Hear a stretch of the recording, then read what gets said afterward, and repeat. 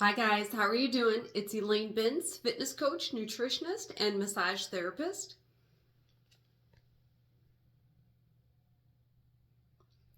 It's December of 2024 and I'm continuing the final of a series of videos I've been doing about the Precision Nutrition coaching program. So this is a continuation. If you've been following me on YouTube or Facebook or my email list, my company is Energy and Wellness, and I'm following a series of 9 beginner skills with precision nutrition. So as a nutrition coach, we have to do continuing education, and this is the second video of the last skill, which is regulate emotions without food and eating. So if you did see my other video in regards to this 9th skill, so this is the 9th out of 9 precision nutrition skills.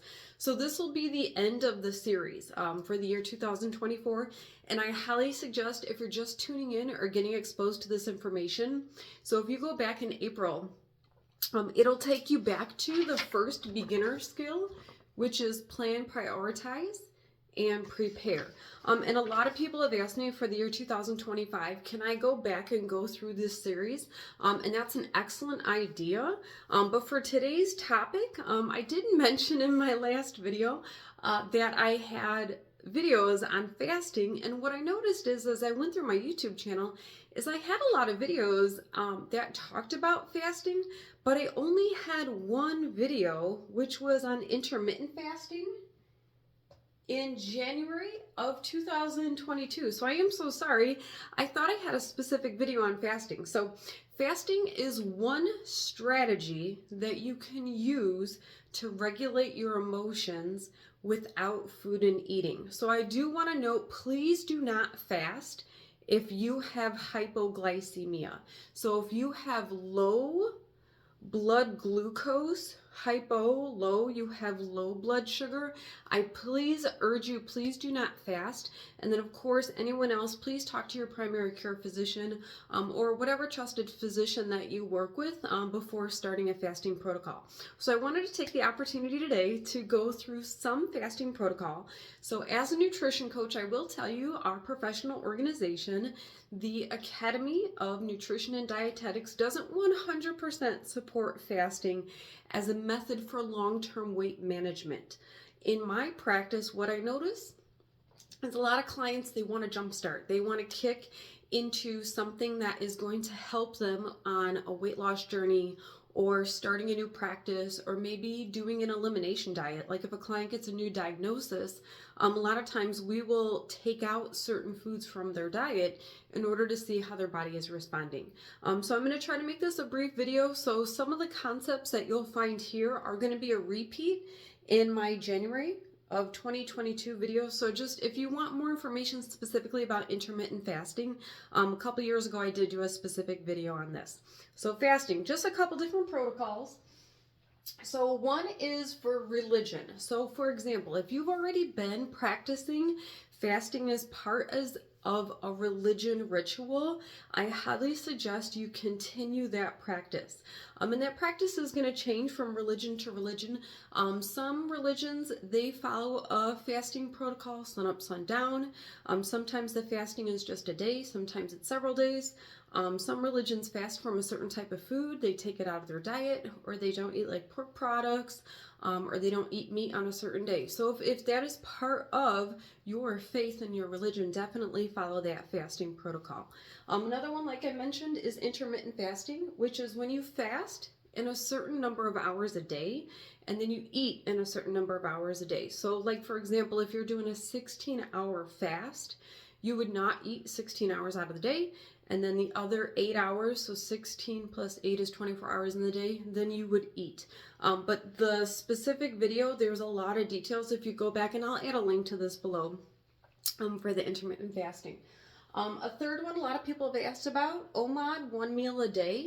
So what I've noticed with a lot of clients who are probably over the age of about 45 or 50, a lot of women I've noticed, their appetite has come down over the years, and oftentimes their energy expenditure either hasn't changed or has dipped, meaning like they're not more physically active than they were the last 5 or 10 years. So again, talk to your doctor before you start one of these fasting protocols, but a lot of people benefit from eating one meal a day. They might have like a shake or a tea or a cup of coffee at a different part in the day, but especially a lot of my clients who are retired, who are like 65 and over, a lot of them, they don't need to eat 3 or 4 meals a day. They find that that's too many calories, and then they tend to gain weight. Another fasting protocol is if you're getting your tests, your blood work done. So say, for example, someone's coming to me for nutrition coaching and we're going to go over their blood work. It is best if you fast before your A1C test, your fasting blood glucose, lipid panel. So if you're going to get measured for your cholesterol, you're going to get your triglycerides. So there's so many, etc. There's so many other tests that it would be best, like if you're getting a metabolic panel, that you fast like 10 to 12 hours before that test. Because if you don't fast, the accuracy of the test, it won't give you accurate numbers. So you do want to follow your doctor's procedure and protocol for those tests. And then the last one, which I posted on YouTube and on Facebook because I practice this one, is a water only fast. So you notice on here, a lot of clients have asked me recently, like November, December, what my thoughts are on a dry fast. I don't actually support a dry fast. So what a dry fast is no liquids, no water, because dehydration can set in very quickly. So if you are trying to do an extreme measure, it's December, you know, there's been holidays, Thanksgiving, Halloween, you know, heading into this time of year, no matter what time of year you're watching this video on fasting, oftentimes people who are interested in the concept of fasting, they want a quick fix. So I would suggest, if you're in the mindset of a dry fast, I would suggest a water only fast.